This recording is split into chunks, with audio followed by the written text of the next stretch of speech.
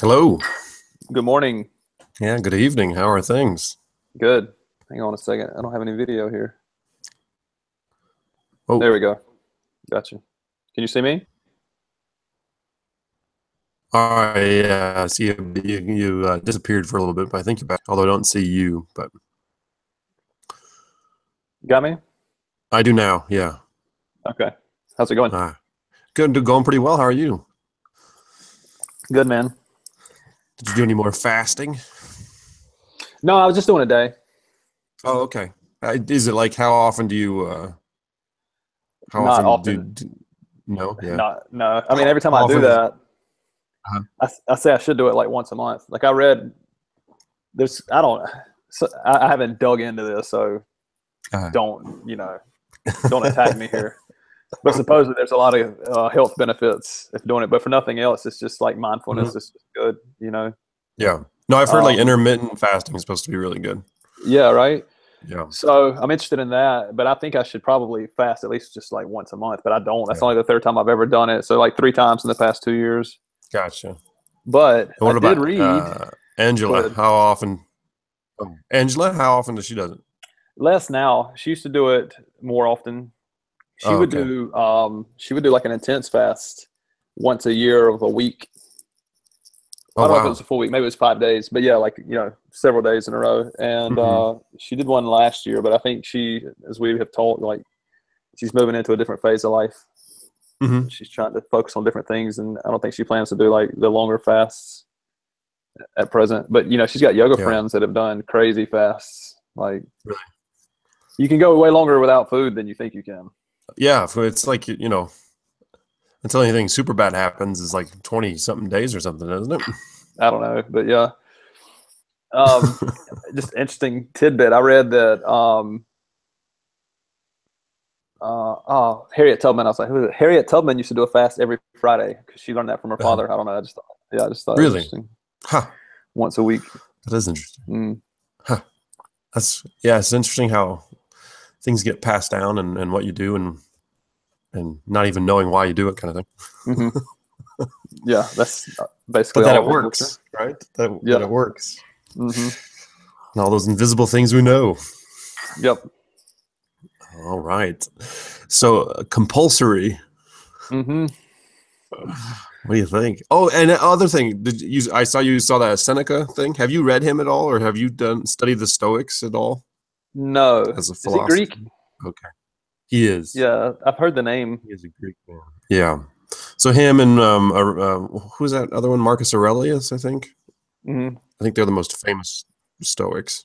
But I've started to read a little bit about them, but I hmm was just curious about. No, that was good. I don't know if I've Um, told that to you, but I've had that sentiment. Like I've just got a stack of books and I'm just constantly trying to get through them. And they don't right. really, when I first became a reader, I would like just dwell on a book, and stay there for so long Hmm. and write Yeah. notes and stuff. And now I don't find Hmm. myself doing that as much, unfortunately. Yeah. Yeah, no, it's hard for me. Like I understand rereading is good, but because I feel like I need to get other books in. But reading that statement of his, it seems to be, find the people you really want to learn from and read all of their stuff, kind of thing, hmm and soak yourself in it. Yeah. That I took the last book that well, I say that I usually am reading. This is probably a terrible habit as well. I'm usually reading a fiction and a nonfiction at the same time, Yeah, I don't and have a. Who knows? It's whatever works for you, right? well, it's just because I can't like it's because I get bored with one though, so I can just go back and Right. forth. Yeah. It's not because I'm trying to read Yeah. fiction and nonfiction specifically. I just happen to do it that way. But Hmm. both of the fiction and nonfictions that I've last read have just been like really long. I've been reading them for months now. So even though I say I usually go through Right. them quickly, it's Right. just taken me a long time to get through these. Yeah. Mm. Yeah. That happens. That happens. Oh man. Yeah. So, what do you? Is there when you've been thinking about the compulsory stuff? Is there one thing hmm that stood out to you, or like one thing that you thought raised above, or was it just a bunch of stuff that was Some concepts. I've got some concepts, and then I jotted okay? down. So I started with this. Well, essentially, you've seen the Bourne movies, Jason Bourne. Yes. I just want to create lots of little Jason Bournes. Yeah. But here's what I mean by that. Not that That's I can. awesome. Well, I just love how I fluid know. he is. Like, or MacGyver. You could do MacGyver. Yeah. Like, you can put them Yes. in any situation and they flourish. I like that. Yeah. And then when I was in Colombia, actually, I started having these thoughts about like what would I think would be compulsory. And the reason why is because I had realized what things that I really enjoyed doing that I had really just learned from YouTube and then tried out, like driving a motorcycle, like snowboarding, other things, baking bread. I mean, so many things. I just watch a YouTube video and then you have to do it. Right. And then you have to reflect and try it again, blah, blah, blah. So that led me down the path of thinking, so if I can just do that, if I can just watch YouTube videos and learn the things that I want to learn, right. what is the purpose of school? So that was kind of the initiating. What do you think about that before I go any further? The Jason Bourne thing is fantastic. That connects to, well, that one movie Lena had kind of sent us a link on it, and I've seen it. The Captain Fantastic. Have you seen that at all? Yeah, I did watch it. It was great. I liked it. Okay, his term, the warrior poet. That's always stuck with me, and I'm like, yes, that's what I want my children to be. You know, I want them to be able to, you know, be at peace and be a learner and be poetic, but also if you need to, you need to be able to, you know, do what it takes to help people out, kind of thing. Right. And I'm not even talking like physical violence, but in a way, yes, I think you need to be able to take care of yourself, kind of thing, you know. So yeah, no, I think that Jason Bourne kind of, I see him in the same way, you know, just able to be in the present and then deal with things as they come, kind of thing. And yeah, I think that the whole thing about, like, you talk about the purpose of school, I almost, you know, is the purpose of school then to make sure we're creating people who care about learning and who will use whatever resources they have to make themselves better. You know, that are going to pay attention to life and see what there is to offer and watch YouTube videos on how to make bread and understand that. So yeah, no, I completely agree with those sentiments. So I think that, I don't know, this is a course, this is just something that's ongoing and constant, is you must be, and we've talked about this, you must be actively, consciously trying to help kids build self-esteem or self-efficacy. Maybe I'm going to start using the word self-efficacy instead of self-esteem, but like just this idea. And I think that also motivation's implicit with that, because you tend to be more motivated to do things when you believe that you can, and you know what I'm saying? Because I think motivation and inspiration are also important. I don't know that you can teach that, but it's something that you can try to cultivate along with self-efficacy constantly. Yeah. But I think if you put people in situations and you're thoughtful about it, you can create motivation. There's some, especially when people do believe that they're able to do something, they have choice over that, they're passionate about something, then you're going to be more motivated to do it, kind of thing. So yeah, and I think that self-efficacy, that is a good term that actually reminded me of the, have you ever heard of states of mind?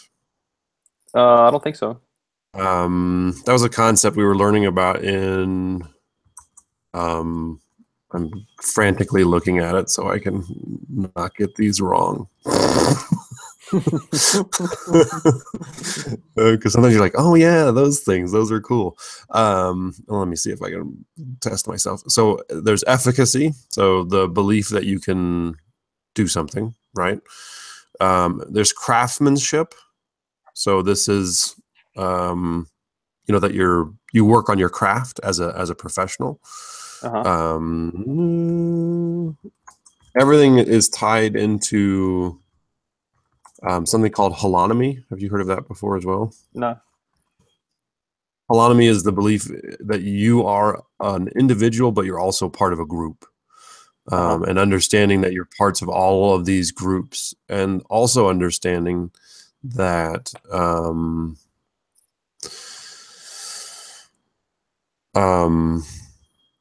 the group is better than the individual on some level. Mm-hmm. Like it can be more efficient. Like I was arguing in my head because I didn't do this out loud. I was like, I don't think every group that I can be a part of is more efficient than me by myself. But I do admit that a group that is focused and and want to be efficient would be more efficient than myself. But not every group would be efficient by definition. Flexibility, so the ability to change your mind and come what may. Mm-hmm. Consciousness, like we've talked about before, so the awareness of yourself, mm-hmm. And interdependence as well, so that you're kind of, I think that one is a lot, or maybe it's the flexibility is more about empathy. It's like looking at things from someone else's point of view. Mm-hmm. And so all of these states of mind is what we, when you're trying to cognitively coach someone, you listen to them to see what state of mind maybe they don't have access to at the moment, and you guide them into that. So a lot of people don't have efficacy as teachers. And you can tell that when they talk about how, oh, my group of kids is good this year, or my group of kids is bad this year, or they don't see that they have influence over the situation, or that they can do stuff about it. Mm-hmm. So I think those that you had mentioned them, I think that those would be interesting things to cultivate, because there are ways to cultivate that by asking questions to mediate thinking, mm-hmm. and everything. Mm-hmm. So that's how many of those states of mind are there? There's 5, but then the overall one is called holonomy. So I can't remember how that fits. Okay. It's efficacy, flexibility, craftsmanship, consciousness, and interdependence.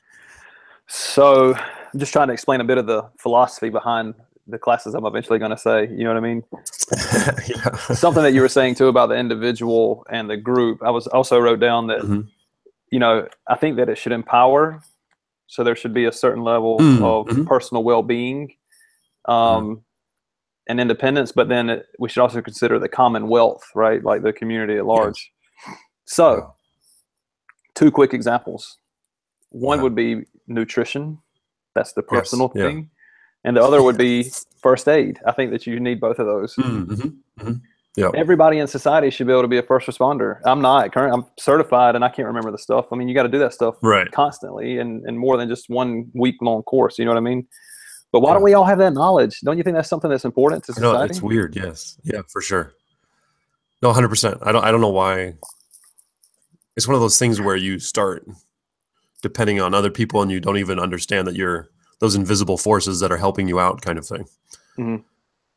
Which is just what we were listening to. You started listening to Jordan Peterson's lectures. Have you started doing that? Yeah. What's the first one, the sacred and have you listened to that one? I don't think so. It's like the snake. I can't remember the title of it, but he talks about how we have so many things in our lives that are taking care of us for it, that we can focus on other things that we don't even realize it. So he was talking about a theater, and you walk into a theater and you look at, and the seats are pointed at a certain direction. So you don't have to think about what you have to do. You just go down and sit, because the room is telling you exactly what to do. Mm-hmm. And then he's like, and then you have power, but there's like 1,000 people working on the power to make sure that it's okay. And there's the police out there making sure no one is coming in. The school has made sure that no one is here that doesn't believe in this stuff and will be able to sit and then listen and stuff. And so all these invisible forces that help us get along in life.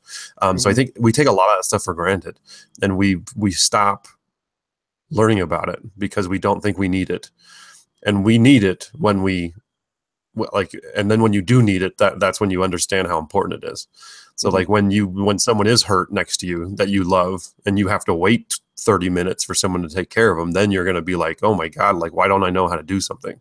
Mm-hmm. So we take all these things just for granted, and I'd be hard pressed to understand why we don't teach kids that. Mm-hmm. Yeah. like that might be something I start teaching my 5th graders today. I don't know. It's like, why am I not doing that? Yeah. And then the nutrition thing, that's just, that's huge. I mean, I don't know. I think, I'm kind of like excited talking about this. I'm just going to ramble out several things. You slow me down. Yeah, you know what I mean? So going back to the idea of empowerment and what do we really need from school? I mean, obviously, literacy like when I think about what did school really give me that I still use and need, obviously literacy, because that is the opening to me figuring out anything I want to do, right? And again, I'm just jumping around. I just didn't want to forget that one. I would even argue self-defense. I mean, I know they worry about kids fighting in school and stuff like that, but I think that's valid. I think that's valuable to have. I think that gives you self-confidence as well. Yeah, for sure. And why not? That's like the first aid thing. It's like, why shouldn't you be able to, not in an aggressive way, because even when you learn that stuff, you're expected not to use it. And the age, you know, if you have any teacher that knows what they're doing, they always express that this is for you to protect just yourself and the people you care about. You don't use it. Like that's the goal of it, kind of thing. And I don't know when you would implement these things. Like, because the next one I'm about to say, you might be like, well, a kid's definitely not going to be interested in that. And I agree. But like, as an adult right now, I have zero understanding of personal finance. Like, I am financially illiterate, man. I don't have any knowledge in that. And I'm like, I wish I had, of all the classes that you were making me take anyway, why don't you just force me to do that one also? Like, maybe I wouldn't remember much from it, but no, I agree. Valuable. Yeah, no, Diane and I talk about this all the time. We are both financially illiterate on a big level. But thankfully, we both are the same way, because I think it's always harder if one is super literate and the other one is completely illiterate. I think that causes a lot of problems. If we're both just like, yeah, just spend the money, I don't care at this point. And we're not total stupid on it, but that would be nice. I would like to be financially literate. And there has to be stuff with, you said literacy, numeracy, so like understanding numbers. Of course, I mean, if we're talking about the basics, like there was a time when I sketched this thing down and like had an idea of like scope and sequence, but I don't know if I agree with all that now. Maybe it just depends on when the kid's ready personally, but like those things are like, you know, even though I'm naming like specific courses now, they're like, a lot of them are like skill-based things. Really, we need self-esteem, or efficacy, we'll say self-efficacy. And then the other things that empower us, like literacy and numeracy. And then I guess you could name a couple things, but it's not a ton. You know what I mean? Like, as far as like content. Oh, content. Screw content. Yeah. I mean, I don't know. Like, I think there's a lot of screw content. What content is important though? Like, if you let it, I mean, obviously we didn't get a terrible education because you and I are having this conversation, and we're a product of public school systems, aren't we? I mean, yes. Yeah, no, for sure. Some awful ones too that I was. I have to blame myself. For sure. Even though my school, like obviously the South Carolina school system is not highly rated, but also when I look back, I'm like, I didn't do anything. I didn't try to do anything. It was. Well, neither did I. But you just don't know why, you know. So, but content, like, I don't know, because I just thought of this now, like when you said this, I think sometimes when we force content and we're like, this is what you learn and this is what is important, is it takes away curiosity, and it takes away thinking that there's something else. Do you know what I mean? Like the past stuff. Like, you know, learning about humans when we were in tribes and hunter-gatherers, like because we tell you it's not important, or we say we're going to spend 3 minutes on this and then move on. We don't give it the importance that it has. And then World War II, we spend 4 years on, right? Which, yes, important. I agree that it's important, and it should be studied. But I think you're warping the view of things. And so content, I'm not a huge, I think what I heard one time for content that I liked was foundational. Like whatever is foundational and doesn't change, like in sciences, that would be important to me. Like I would want all kids to understand the basics of physics and meteorology and kind of all that. But at first I would want them to be curious enough to want to know. Right. Like, cause there's that. Actually, we looked at this yesterday because I'm still on that. So I'm back on CPC, that curriculum planning committee. Yeah. So they were talking about 21st century skills, and so they were showing our superintendent, because new one we have, because Susan left, so we have a new superintendent. Yeah. She was showing us a couple examples, and so a lot of the stuff we've talking about is on that, like the skills that they think people need to succeed in the 21st century. So what was I don't even know what my point was there. Oh, but curiosity is on there. Oh yeah. Like the idea of curious, having initiative, But that's just things like that. the beautiful thing about that is that's just there. We just can't screw that up. That's innate in humans, isn't it? Yes, yes, it is, and we do ruin it. I think We do, yeah. we do. Because I have kids that are not curious in my class, and it really worries me. Like they're not. I'm like, oh, I wonder why that cloud is that shape. And they're like, I don't. This kid's like, I don't care. Like, I don't know. Like you're not curious. You don't want to find out why this is like that. No. It's like really. you just don't. You're not interested at all. Just to just to know. No. It's like, oh, okay. This is sad. And then I'm like, how do I get you to be curious? So, and that's grade 5, so that shows how quickly. Because I mean, maybe someone would disagree with that, but I feel confident that I could back that up, and probably. I mean, it just seems even evolutionary that we are curious. Like that's part of what it means to be human, and that's part of how we stayed alive for so long. Just looking for food, like. Yes, exactly. Yeah. Surviving is based on curiosity. Yeah. Yeah. But yeah, if you go into, I just saw, and I don't think this is, I'm sure this doesn't happen at every school, but I think part of what happens at school is when you punish people for being wrong, they stop being curious. Because they don't want to be wrong anymore. Like they're, they figure out the system, It's like, well, fine, I won't do anything, and you can't punish me because I'm not going to make the mistake. I'm not going to be wrong. So I think that if you look at a kindergarten classroom, you see a bunch of vibrant kids who are asking questions and wondering, and then as they churn through, I don't know when it loses it, but I know 5th grade that stops a lot. I just saw someone tweet out, if you want to see go to K5 and you hear a bunch of questions, go to 5th grade, you hear none. So I'm like, yeah, basically. I mean, that's not true because but there's truth. My class loves questions about what they're supposed to do. Like that's the questions that I get. What am I supposed to like? Is this the right thing? Where do I do this? It's this constant fear of being wrong. That's usually the question. It's not like out of curiosity, like, oh, how does that work? Or can you tell me more about that? Those aren't the questions I get. It's like, where do I put the paper? I'm like, I don't want whatever, dude. Just relax and you're not going to get punished. Can I take the work home and work on it? It's like, what do you think I'm going to do?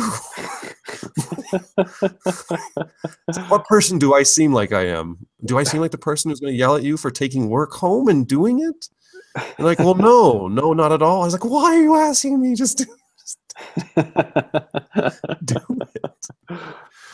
Do it, man. So yeah, those are the questions I get now. Kind of relating to that, like today I was eating lunch, and I'm not a parent, so I'm sure like parents probably hate hearing people like me talk about what they would do. Never. Right? Yeah. But nonetheless, I'll say it, and you can correct me, and life will humble me maybe someday. But it's totally easy to give a kid a smartphone or an iPad and just be like, watch this thing, right? Yeah. But I just had this idea when I was sitting there talking to Angela today, and I saw this kid that was probably 3 or 4, and they had the smartphone watching it, and I was like, that's going to kill our imagination. Because when I was a kid, we just had to be lost, like, you just had to. It's not like the parents entertained us the whole time. That's a new parenting thing too. My parents didn't entertain me. They were like, hey, we're going to sit here and have dinner. Right. Try to be a human while we sit here, and then you know what I mean. Like, and if you need to, daydream, then do that. But if I'm constantly consuming, I don't know where there's room for imagination. And if you start it that young, man, I don't know. That's kind of scary to me. No, you're 100% right, and that as okay, I don't want to come off judgy. I don't like being judgy. I don't like judgy. Parenting is hard, to have someone else that is more important than you is different for people. You really, to be effective, you have to kind of almost put yourself aside a lot of the time and make sure that because your focus is on the kid, especially when they're a baby through, I don't know how old, and so I think that's difficult for people. I think throughout history, we've tended to ignore our kids on some level, like, because we just want time for ourselves, you know, like I want to read this book, or I want to talk to my friend, or I want to be on the phone. So I think parents have always done that. And then TV came along and we're like, oh, good. Like, this kid will just stare at it. I was like, this is amazing. And so you put the kid there without really thinking, you know, things through. You just want to break, and then that break becomes longer and longer and longer. And now we have the phone, and it's just so easy. And so and as a society, we've said that's okay. And it's not okay. It's like one of the worst things, I think. I bet if someone were to study this, I bet there are studies, like the 4-year-olds that come into school now, the 5-year-olds, it's scary, man. We have changed because of if they use tech all the time, and if that's their babysitter, man, bad things are brewing. Because they're used to things happening at their whim. They don't have, it doesn't teach any empathy, because it's just a machine that you're pressing the button and like doing what you want to do. If you don't sit down and talk, like, they lose eye contact, their peripheral vision goes to shit, because this is actually, I've actually read about this, at least, and this was a few years ago, that they were noticing kids' peripheral vision on average was decreasing. And so their only theory was because of screens that are just shoved in their face, where they're just staring at the thing.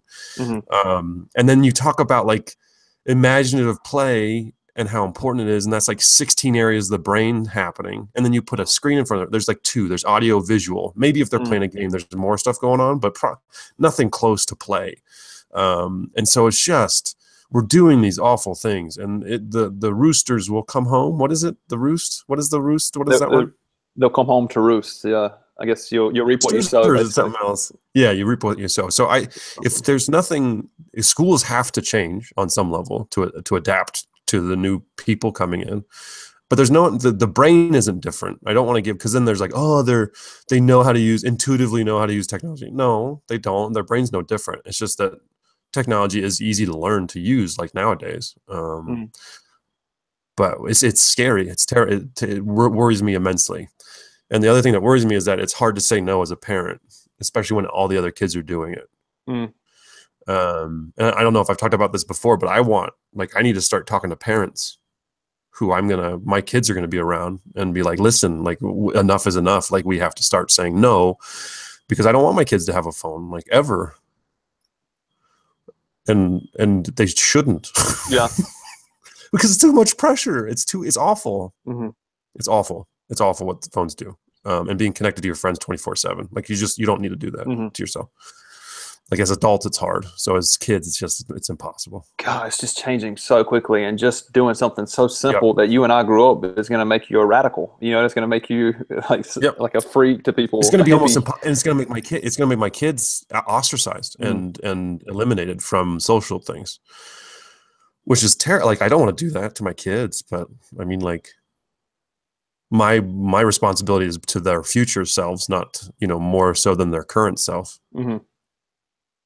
Just like, my responsibility myself is to my future self on some level than my current, you know what I mean? Like, it's not being obsessed over the future, but it's one of my favorite quotes ever was that Hemingway.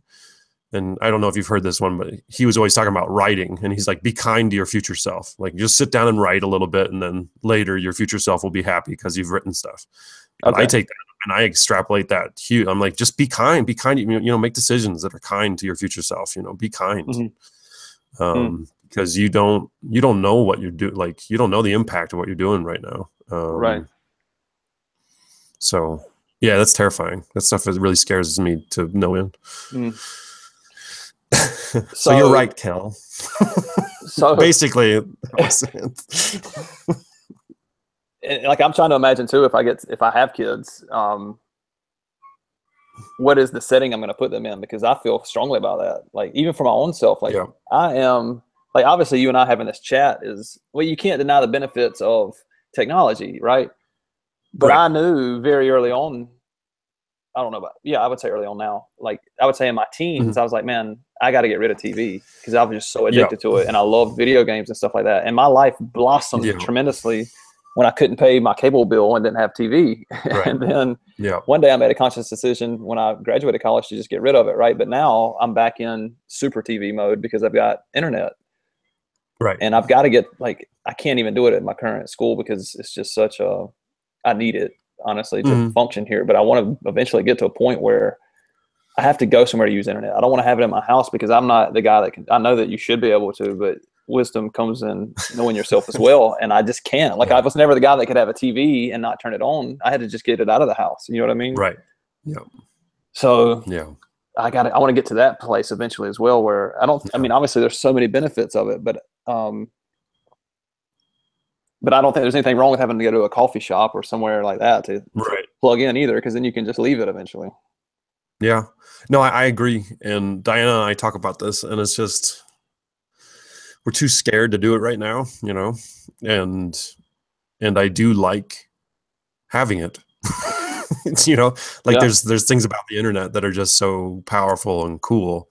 And actually the thought I had right now, which is something I'd learned before, is, and you can try this too and let me know if it works, and maybe we'll try it here, is one way to help yourself change a habit is to make something 20 seconds harder to do.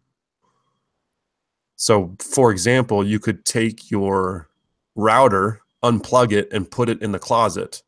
So you have internet, it's just not on. So now it takes you have to physically go, okay, I need to go get the router. And so then you really have time to think, like, do I really want to be doing this right now? So I don't know. Yeah. So we might try that now that I thought of that. We'll see. That's great. That's because, like, I remember, I don't know, just vibing with you. A friend who, when I was younger, he was getting really good at guitar, drums. He was playing everything. And he was like, it's all about convenience, dude. So I think there's a positive to that too. Like, it's too convenient to have internet, and it's not convenient enough to manifest the other things that you want to cultivate in your life, right? Right. Yeah. I should constantly have a paper and pen just sitting right there. And I should constantly have, like, other things should be totally accessible. And these things that I see as addictive, or I'll say addictive, should be less accessible. Yeah. That's good. I'm gonna try that, man. That's a good cool. idea. Yeah. You want to make things, that's what 20 seconds easier and then 20 seconds harder. So yeah, that's all. And that reminds me, that's like good preschool stuff. Is like, you want to have like the Montessori and Reggio Emilia. I don't know if you've heard those terms, but those are kind of some concepts for early childhood. And it's like, you want the cool stuff to be there. So you want to change it, but like, you want the drum and the drumsticks to just be sitting there. Like, you don't want the kid to have to open the thing and get it out and then play with it. You want it there, and you want it to be, they call it evocative, I think, to evoke. And so, yeah, I mean, if you want to go back to like compulsory, it's like, you want to make sure kids have experiences, right? But you don't want them to, like, the other thing that terrifies me is, like, once we understand how important experiences are, and like, those are what really makes us, I'm terrified that someone will design some program that will give everyone the same experiences. Do you know what I mean? Like, these experiences are guaranteed to create something. So then it's just like all these kids having the exact same, like, they're trying to control experience so much. Well, isn't that what we're doing? I don't know, because I don't think let's see. I think we're trying to do that, but it's hard. And I think a kid at this point, depending on the classroom he is, can just tune off and have his own experience or her own experience. Well, I was just talking about the whole idea of subjects and like compulsory education. I thought they were trying to. I think we're trying, but not intentionally. It's just, I don't know. You know what I mean? And I don't think people, it's just not working either. So, but like, if you were like, oh, you need these experience, like, you know, all the Google people are Montessori people. So then like, oh, everyone needs to be Montessori, but then they're going to do it wrong. And they're going to, you know, instead of having natural experiences, they're going to be like forcing all this stuff and make automatons, which we're already trying to do. So do you think, you know, cause like in, Finland just did away with subjects, right? They don't even have subjects now, or Sweden. Correct. Yeah. Finland. Yeah. They're done with subjects. So do you think that things should be, I mean, obviously we agree that there should be some basic concepts and skills like numeracy and literacy. They should, because these things empower people to kind of choose their path. But do you think that there's courses that should be compulsory? A course? Well, I mean, like, you're the, Like first aid, for example, do you think that should be First compulsory? aid. Yes. Yeah. Self-defense. Driver's education. Gardening. Driver's. Yeah. Well, Columbia would how benefit how to survive in a. Columbia would benefit greatly if their public school system and private school system had driver's education, I think. Yeah. Yeah. Well, yeah. Yes, for sure. Yeah, it's a hell of a thing driving around here. Please. No, yes, yeah. Well, but that might be more of a cultural thing too. It's just like, because if you put them in the States, I think they drive better, you know? Well, yeah. Because it's more linear, and there's cops that will do something if you're breaking the law. Because here, let's pull over the poor motorcycle people and check their papers. That's all they do. But even, like, not to go on a tangent with this, but like even the roundabouts, like they just stuck roundabouts all over that country without showing anybody how to use them properly. Like they don't know how to use a roundabout. No, they missed the whole point of it. They do, and the roundabouts are too small. That's the one thing I've realized. It's like the way they designed it, they're too small to actually be a roundabout. Like it's just really bad. Because I get so angry. I'm like, I don't trust anyone anymore to be in the middle and not just take off to the outside. I'm like, I don't understand. You know, you're gonna just leap out and crash into me. So it's the most terrifying parts of my day are the glorietas. It's just chaos. But courses. But see, I don't know if I would call them courses. You know, what would you call it? I don't know. Foundational knowledge, maybe, you know. But yeah, like in gardening, I think being able to cultivate a well-balanced diet, because like the problem with agriculture is like that Sapiens book talks about it, is that we went from a very rich diet to a very non-rich, like dependent upon wheat kind of thing. So I think having the knowledge to grow your own food and I don't want to say manipulate, but I'm going to manipulate nature to produce a well-balanced diet. And I also think, like, what is an ethical way to raise animals? Like, I don't want domesticated, but like I know rabbits like being from what I've heard, maybe that's just lies propagated by people who want to eat rabbits. I don't know. But I've heard rabbits like being in little dark places. And so this is an ethical meat. So you can keep rabbits, but like learning how to kill your own food. Like I don't, not maybe the hunting thing, but I wrote all this down. I'm surprised that you're saying that also. Oh, okay. Yeah. But like, I think that's important because I want to be able to have a rabbit, raise it, and then kill it, and then clean it and cook it. I just don't have the capacity right now in my life to do that. I think about it, and then I'm like, I could just give the rabbit to the major domo and he'd kill it, no problem. But then I'm like, but that's not the purpose. The purpose is for me to respect life enough to honor it if I'm going to eat it, kind of thing. But I think that stuff is important as like foundational stuff. And then again, anything that doesn't change, but I wouldn't call them courses, I guess. Well, call them. I was going to say, what's your apprehension? What does course evoke in you? Like, what do you think when you hear course? Too siloed, too apart. I don't like the things are apart. And the things are separate, and that you don't naturally just see that. You just don't naturally see learning. You see it seems forced. So I don't know what that trick is for something to be compulsory, but not feel forced, which I know goes against the word compulsory, but yeah. I think that probably that has to stem from your first years at school, and that they're devoted to play, and you're not forcing them stuff. You offer. I guess that's what offerings. There we go. There you go. Offerings. So we have an offering today. This offering is first aid or something like that. If you want to come and hang out, but then so here we go. So the foundational stuff you repeat. It's always done. It's like you're consistently, as the teacher, like you want to talk about what is school for. School is for these foundational things that you consistently offer repetitively And then when kids aren't interested in it, maybe you have a conversation. You're like, what's going on? Like, it's first aid. I've offered this 7 times and you haven't picked up on it. Like, what's going on? Like, what, do you not see the importance in this? Or have a conversation with them, get human. Yeah. There we go. Yeah. Figuring things out. All that, like our little Jason Bournes have to be able to survive in the Amazon and in Paris. They got to have skills. They have to be able to.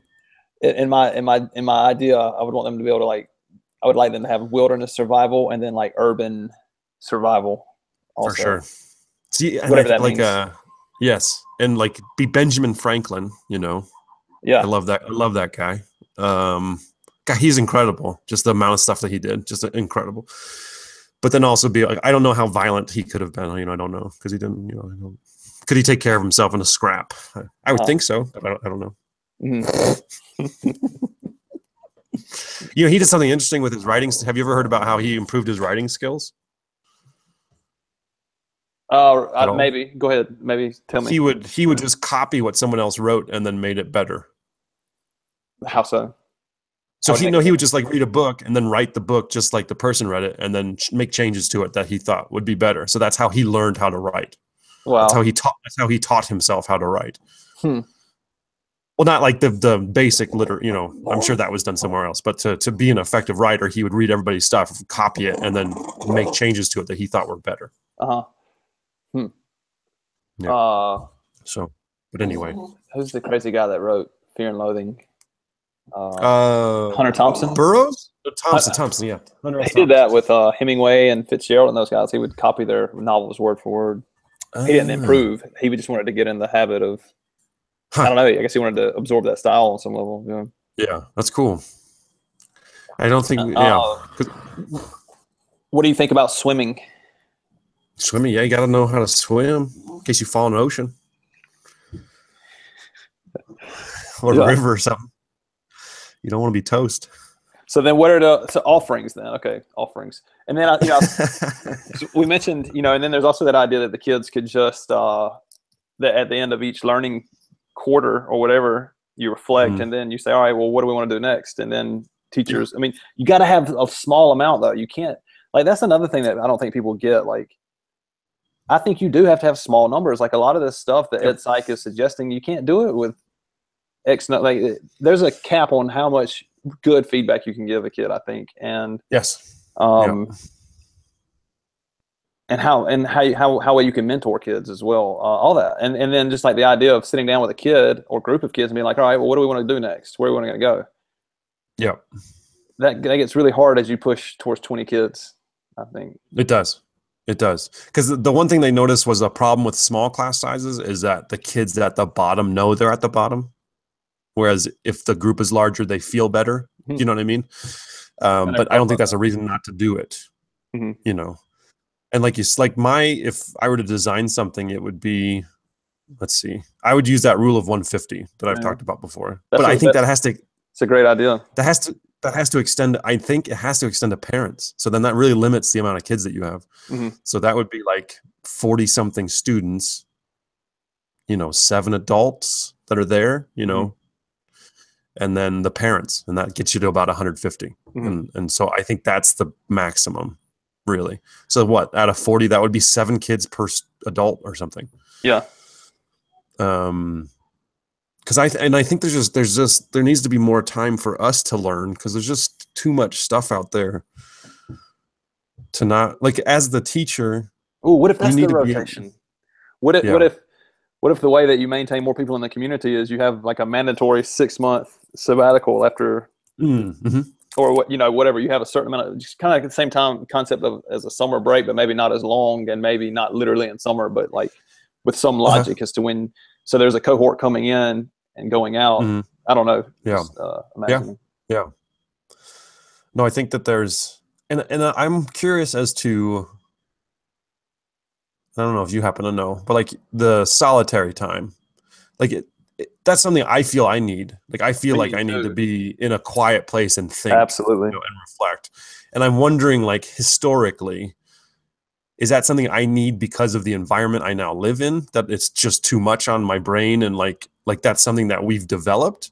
or was that something that we used before? Like if you looked at hunter and gatherers, would they go off on their own and kind of sit and think? You think so? I'm certain. Yeah, because as a kid, I feel like I was following instincts as a kid, you know, and as a kid, I would go off alone. I love being alone. Yeah. Not all the time, but there were definitely times where if there was no one around, I was going to explore, you know, and yeah, I think that's, and when they talk about introverted people also, which, you know, they said actually, I don't know what literally how you re-energize. I don't know what that literally means, but you get the idea. But like, I just get drained if I'm around people constantly, and I need some time alone. And I think that's natural as well. I think that people, well, that like that quote that you sent to me, one thing that stood out to me, something that another friend and I have talked about before, some people can't be alone with themselves. And I evolved into that type of person as a teenager, and I knew intuitively that eventually I had to learn to be alone, and I really couldn't start to bloom into who I've become and am still becoming until I was able to do that, and that didn't happen until pretty much after college, you know. Yeah, I've always been very comfortable being alone, and I actually think that was upon reflect. Like I always try to reflect, like why am I the way I am? Like when I think about my schooling, I think I've said this before. I don't remember any of my teachers. I mean, it's really sad. I remember a couple, like through my whole, however many teachers I had. I think part of that was I moved around a ton. I went to like 6 different schools or whatever. But anyway, I try to think about like what experiences did I have that have helped me become someone who's curious and interested and will learn things on their own accord, kind of thing. And I wasn't always like this, and I went through peaks and valleys just like anyone. I shouldn't say just like anyone. That's probably not true. But I spent a lot of time by myself. I had to play I had to entertain myself like constantly, like from I was a kid. And I think that helped a lot. And my family loved to play games, and I think the games helped me with math. Like I'm sticking to this till I die. It's like card game. I tell all the parents, I'm like, play card games and board games with your kid. Like if you want to help them with math, like that's just do that. Just that's all you got to do. Because like that's all I did. You know, we played a lot of number games with cards, and it gives you some fluency and some ideas about numbers, and then you use that to be more successful in math, kind of thing. So yeah, no, I think time alone is something I need. Like I guess I'm introverted too. Like I took that introverted test and crushed it. I crushed it. I crushed it. And so, yeah, but that's one of the things that we miss, especially, I don't know if it's all educators. It's not all educators, obviously, but very few, you don't really sit and think during the school day about how things are going. And like leadership doesn't sit. It's always like, get it done, go, get it done, like finish, go to the next thing, get it done, get it done, get it. It's not, yeah, if you don't have time to sit, and they say you should schedule like an hour a week during your work to just sit and think and write and really ponder how things are going. And I've done that once. And I really liked it, but I just don't feel like I have the time. Like there's just all this pressure, you know? So, well, what about mandatory reflection periods? I was going to say there's one too, and then I was thinking, well, before I say what I was about to say, like on our outdoor ed program here, like we make the kids, and it's tough for them apparently, but they have to sit alone each year. It's scaffolded, you know. In grade 8, they have to stay alone for like an hour, alone in the woods, and they have to take a notebook with them, and if anything comes to mind, they can jot it or they can draw. But and then by the time they're a senior, they have to spend the whole night alone in the woods. Awesome. Yeah. And then, of course, I lost what I was about to say. You were talking about reflection in the hour. Being alone. Yeah. I don't know. The hour of reflection. But I have heard, like, in my school, they'll be like, no one can eat alone here. And I'm like, wait a minute. Because, you know, they're thinking, like, you know, somebody's being left out. I'm like, y'all have got to get out of your extrovert-centric mindset, because I am going to eat alone, and I need to.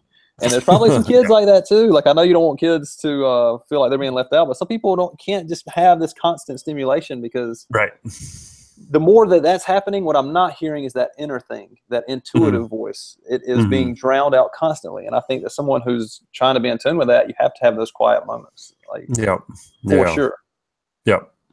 Yeah, no, it would drive me nuts. Like, I couldn't. I try to go and eat with people, you know. I try to. I do, because I think people think I'm weird enough as is. That I don't need to keep doing that. So I try to be normal in some ways. Fit in with the herd. I don't want to be the zebra that just gets killed by the lion. What do you think about another thing I just jotted down that I had not written before, but what about like apprenticeships and school to work opportunities? I mean, obviously I love it. Student interest based. Yeah.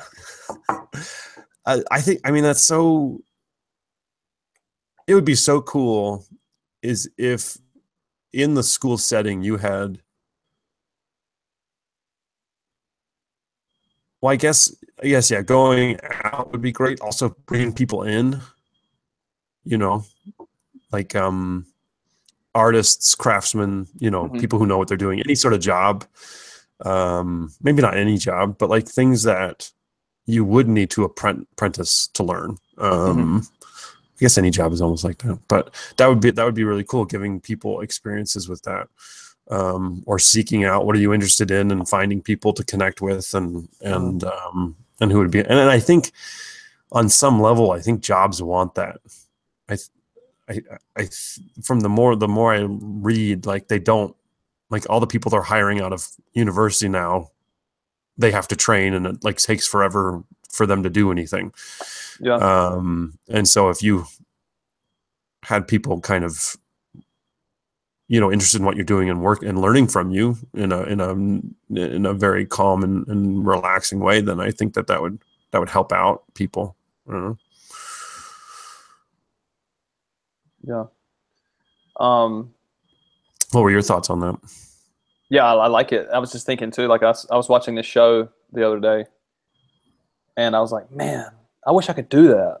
I wish I had a school, just, because YouTube is kind of like that, but it's not quite the same. Like it would be so cool. Like I was just thinking like because the guy's really young. He's like, he's younger, I still think I'm young. I'm 32 now. He's my age. He's so young. He's like 31. But he started doing this when he was really young. He started doing this in his 20s, obviously. You know what I mean? But he's like, the guy's a rapper, but he's also like a singer and like he's I guess you would call it what do you call him? Filmographer? Anyway, he makes movies and TV shows and stuff like that. I don't know what you call that. But just like seeing the camera angles and like knowing which camera to use and just all that, I was like, man, I wish because I've always wanted to be a creative, and I don't think you have to wait for those technical skills to just start creating stuff. I think you just have to jump into it. But nonetheless, it would be great to have such an environment, like as a kid, where you're like, hey, how do I make a show like this? And then we could just do it. Like, well, let's try it. Let's practice it, Yeah. Well, I think that's part of it. It's like then you have the person who can help you get that knowledge, and then you can learn together. Because how awesome would that be? That you could just drop it and then, and then you're like, hey, we're doing I don't want to get all like, oh, we're doing a film offering right now, guys. And then anyone interested, come on, kind of thing. But maybe that's what it would sound like. I don't know. I'd probably be a little bit more serious about it.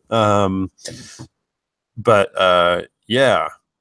That would be awesome. And because then that, like in my vision of like a school, the only thing that stresses me out about that is like having the resources means money and like, where do you get it? And you got to make sure you have the resource. But anyway, I have my thoughts on where that would come from, but that would be awesome and it's so important. And I think even Khan Academy now has film classes that you can take. Oh yeah. That teach you how to do that. Yeah. Not that I love Khan Academy, but whatever. Yeah. You use the content or you use what the tools that you have. I just thought of another one too that I would make kids. You have to do this. I don't care if you want to do it or not. Some type of service learning, and I'm saying that because we have service learning at my school, and another person was like, "Well, I don't think you can make kids do this." And I was like, "Well, yeah, you can." I was like, "But my parents had to make me be a good guy sometimes." And you're planting seeds. Like it's hard to make a kid, especially a young adolescent, be empathetic. But it's like, well, whatever, suck it up. We're going here. We're going to help these people. Yeah, you're doing this, Yep. Yeah. Well, that's helping out the group, right? That's putting yourself aside to do something for someone else. And that's so important. As an adult, we do have wisdom. It's not like we're trying to,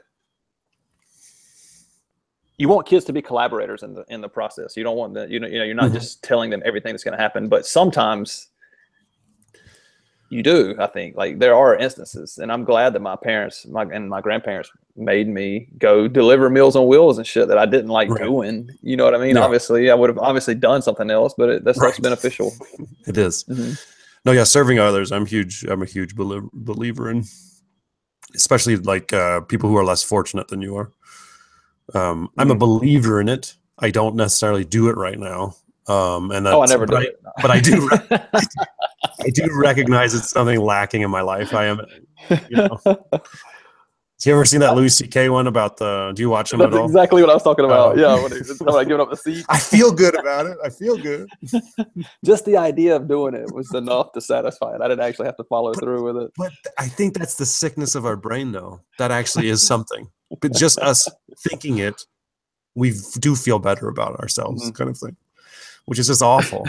and that actually ties into another one of my compulsory things. I'm really struggling with that word. Have you ever heard of mental models before? No. Or lattice frameworks or anything like that? No. Do you know who Charlie Munger is? He is. Do you know who Warren Buffett is? Yes. Okay, so Warren Buffett, very successful guy. His business partner is a man named Charlie Munger. And they're both like, they read 800 pages a day. Like, it's ridiculous. Like, they base their life around reading and to gain knowledge and then to use that. And so one of the things that they've thought about is you have to have various models. And this is where I think the thought about foundational skills comes into play. Like, you have to have all these models and different ways of thinking so that you can apply them in different contexts so that you can solve problems. And that you can be aware of yourself. So like confirmation bias, that's a model. So understanding that you will only look at information that you already believe in to then support your opinion even more. Like, if you understand you do that, then you can prevent that and you can make better decisions. So they use it mostly to be better business people. But I think it's really important to have different frameworks on how to think about things and just understand yourself as, brain stuff, I think for me would be compulsory. Like understanding what your brain is, what is good for your brain, what is bad for it, how to cultivate your brain, how to make it better. That would be compulsory, but also understanding yourself, understanding that when you think of something, you don't have to prove it, but then your brain kicks in dopamine to make yourself feel better. Like, having grasps on that, understanding like all the different theorems and laws, like Occam's razor and things like that, where it's like the easiest solution is often the best, but it's also the reason it's a good thing is because you can falsify it. So like I never try and falsify my ideas. I never try and prove them wrong. So it's like having those habits. I see those as really powerful. I don't do them, but I want to, I want to read stuff I disagree with, and I want to do that. I just, at this point, I don't choose to because maybe it's a bad habits or something. I don't know. Yeah. I just realized, kind of as you were saying, I don't know if you must have said something that sparked this, but like, just like with science, for example, like one thing that Neil deGrasse Tyson said that has stuck with me is science is a way of knowing. Yes. It's essentially what it is. But it's given to us as content. Like, you just know this, you learn. And I think that there's importance in that. But I think first, before they start telling us all about, here's what we know about this and this and this and this, why aren't we so focused on the scientific method? Why don't we just do that constantly? Right. With anything. Yep. That's how you truly make scientists and people who are scientifically minded. It's not just by telling them, again, I think that it's good to know about your cells, et cetera, all your biology, chemistry. Like, there's a place for that. Yeah. But that just completely, like, how many people do all this stuff and they're not truly scientists or scientific minded, like as far as their like way of thinking and trying to understand the world. And that's the whole point of science. Right. Exactly. Well, because at the end of the day, it's way easier to teach someone who wants to learn something. And so if I don't want to learn it, and then you're going to make it super boring anyway, like now I totally don't care. Now I have a bad attitude towards science, so it's like, so yeah, it makes way more sense to teach them the skills of a scientist, so that they want to, and that curiosity and testing things out and like how awesome, like so I don't know. I would imagine if you cultivate that at a young age, like that, it just becomes habit. I'm really into habits now. Like I don't know where I don't know, like when I look at my class and I see them do stuff, I'm like, is that just a habit they've developed? And can we change that habit? Because if it's a habit, like that's hard work to change the habit. That's like you have to do like 22, 21 days in a row to like build a habit kind of thing. There was right. You always drop the knowledge on me. I got to write that down. The cool thing I heard was they think that might be because our cells regenerate in like 21 days, so that your cells need to experience this new habit so that they can become part of you. That was just total like guess or something that someone did, but I liked it. So, yeah. But like, what is habit? You know, and like, if it is a habit, how do you help kids change it, kind of thing. But again, I guess if you have them from the beginning, then you can help them create good habits. But I wouldn't want to develop something that is only for kids that haven't experienced something else. You know what I mean? Yeah. Because like all of us are worth it. Or no one is. Boom.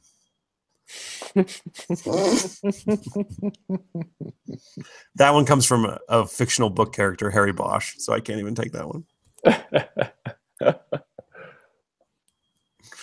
He said everyone's worth it, or everyone means something, or no one does. So that's his philosophy. I'm just imagining our hypothetical dream school that once you said it would be like a barn, right? Like out in the middle with just like tons of stuff in it. Yeah. And on one wall, we've got the design cycle. I don't know if you've seen the design cycle. Oh, yeah. Love it. Yeah. On the other side, we've got the scientific method. Yeah. And that basically, and then maybe we can throw a couple other things in there. And that basically guides what we're doing at any given time. That's pretty cool. Sure. I don't know. Yeah. No, I think all that stuff is so great. And it's just like, how would you, when it comes to technology, what do you think a school should look like when it comes to tech? Well, Jason Bourne has to know how to get into all kinds of things. Yeah. So there's going to be a place for that, but it's not going to happen. Yes. I'm going to treat technology the way the Finns or the Finnish treat literacy. It's going to come later. It's not going to. It is not going to happen in those early developmental stages. Yeah. Right. They actually treat technology probably that way too. They don't have much. That's one of those nasty little secrets that no one wants to tell you. Is that the Finnish don't really do much with tech. I don't think. Well, maybe again, this is like 2015 when I was reading about it, so it's been a couple of years. But they believe in paying teachers instead of buying tech. So. But I'm just thinking too, like, how much do you need to freaking do tech? It takes you like it's so. I can't. The word just left me, but you can. It's not like you need to train for years. To, I mean, if you're going to do programming, that's something else. Like programming, that would be an interesting course, an offering perhaps. But there you go. I mean, these things are just like old people are on Facebook now. Old people have smartphones. They're so easy to use. It's not like you got to need training in this thing. It's just an addiction. You know what I mean? Like whenever the time comes for them to get involved with this stuff, it's not like they're just going to be it's totally inaccessible. It's the most accessible thing that they have. It's made to be accessible because they want everybody using it. Right. You know? Exactly. Yeah. Well, someone says they're like, it's a wonderful tool. And I'm like, well, I guess it all depends. It's like, because you can give a hammer to a monkey and they're just going to start killing people with it. So like, they're not going to use it. It's like, it's a tool. Yes. But in the hands of what? Mm-hmm. And so, yeah, no, I am on, I mean, again, I've gone from, this is another thing I want to be compulsory. I don't know how you do this, but I want people to believe strongly. Well, no. Have strong opinions, loosely held. Have you heard that before? Or like strong beliefs, loosely held. Have you heard that? I've heard something very similar. I've heard it's okay to have beliefs as long as you don't believe in them. Yes. Yeah, you had said that before. Yeah. That. I want that. I want you to believe fiercely in what you currently believe in, but have the ability to let it go. Because a lot of people don't. I don't even know. Oh, but what I was going to say is like, because I was all about tech, 5 years ago. I was like, oh, this is going to save the world. Blah, blah, blah. And then I'm like, no, I don't want it. I don't want it. Get it out of here. I am now a Luddite. I've gone completely 180. I think it serves a purpose in the end. I try to only use it now for kids to create cool things to show off their learning. Like that's it. That's all I want. Yeah. I want them to be able to use it for them, for their advantage. Because they have such bad habits. They have horrifying, awful habits, just awful. Can I listen to music? I'm like, no, you can't. Just stop it. Stop watching reggaeton videos 24/7. It's destroy. And they're like, and then I'm like, I know what you're doing. Oh, I'm not looking at anything. Yes, you are. By body language, you're not doing your math right now. Like you're not in trouble. God, every time you say, I want to say like 10 things at once. Do you know? I wanted to ask you about what do they know about music as you're trying to like focus on something, but let's come back to that. I'm just throwing it out there in case we remember it. But I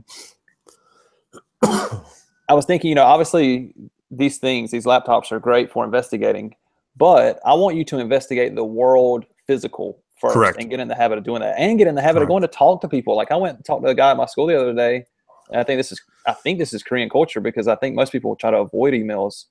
But I've heard more than one person say this. I'll go and they'll be like, just send me an email next time.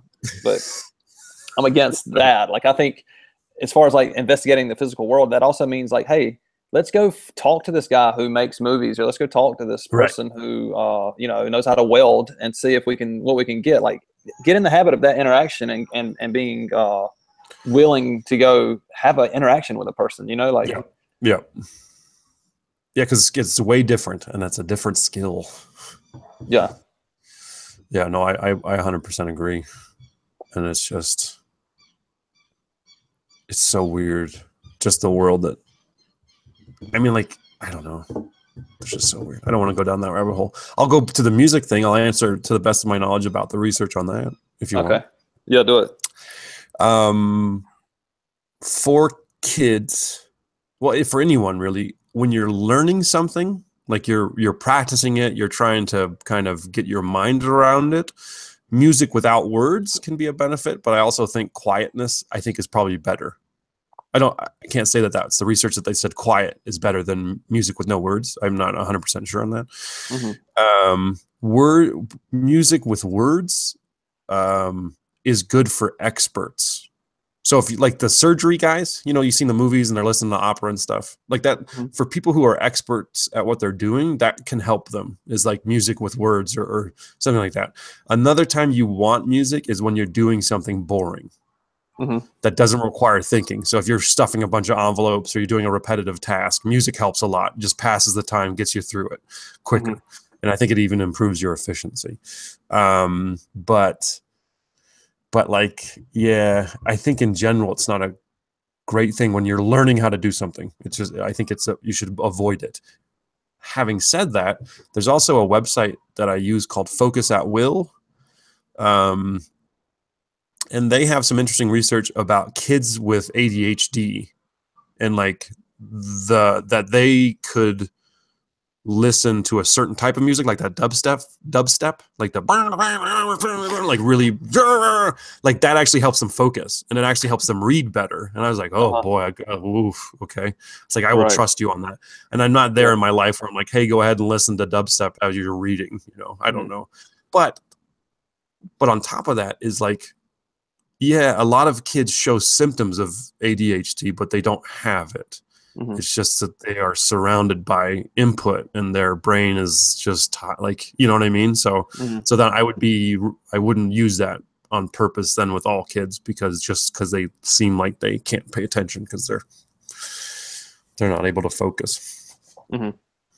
So, but that's music. It can be good. I listen to, because I don't want to be bothered by people if I'm working, I will have classical music on as I work. And I've seen no. Well, that's the other. Okay, we want to go back to like scientific method and stuff and what is compulsory. I want kids to understand themselves. Like that's what I want. Yeah. When a kid asks me, "Can I listen to music, Mr. Light?" I'm like, "Have you ever studied the effects of this and if it actually helps you to do what you want to do?" No. It's like, then no, you can't. But then they're not curious about it enough to study it. Do you know what I mean? They're not like, oh, how could I set up an experiment? Well, probably because they don't know how. So I'm actually now going to chastise myself, and I will now open up. I will help them to create an experiment on how to test this stuff. And like, can I chew gum in class? I'm like, why don't you find out about gum? Is it good for you? You know, should you be chewing it? Like, you do that research and I'll let you chew gum in class, you know, but then they're like, oh no, I'd rather not do that. Well, I just want to chew gum, man. I've been challenging the kids, you know, obviously these are grade 8 kids, but with the music thing, if we're doing something artistic, like drawing something, because I observe my own thoughts and I know that we're not all the same, but like when I'm doing something really, I don't know if cognitive is the right word, but when I'm doing something linguistic, like writing or reading, I can't have music coming in. Like I just mess it. But if I'm drawing or something like that, it's just there. Like there's nothing to it. So I keep challenging them. I'm like, all right, yeah, find me some research that says that it's beneficial, and no one, and of course they really want to do it, and none of them have done that yet. But they usually respect me though. They're like, all right, I will then, but they just don't. Yeah. And so I'm like, yo, if you bring me some research that suggests that this is beneficial, I'm not gonna say no. I'm gonna do it. Right. So find it and show it to me. And they just don't do it. That's so sad. I think they just believe me. Yeah. Which is maybe also sad, but maybe there's something innate in that. Maybe there's like ages where they're like, hey, this guy's an authority figure. I'm just gonna. He knows what he's talking about. Yeah. No. Oh man. Question authority. Did I tell you that Alfie Cohen, he was wearing a button that said question authority? And then this college girl was like, how did you get that title? No. Yes. Like she didn't get it. She thought he was a question authority. Right. Yeah. Wow. So there you go. Maybe we'll end on that because I got to get more coffee in me before I go off to school. Yeah, I hear the morning birds chirping away. There they are. Yeah. I almost feel like we're not done with the compulsory talk. No, we're not. I've got. Cool. So we'll extend it. We'll do it again. I'm going to tell you, they have to become what I want them to become, regardless. They have no say in this. They have a say in it as long as they agree with me. Exactly. But see, like, so think about this. I think there needs to be a rite of passage. So just think on. I think there needs to be a rite of passage. I don't know what that would look like, but there has to be something that is outdoor education. Passage. Yeah. Exactly. I think that's where the money is right there. All right, cool. I've enjoyed it as always, brother. Me too, brother. All right. Have a wonderful evening and a good night's sleep. All right. See you. All right. See you.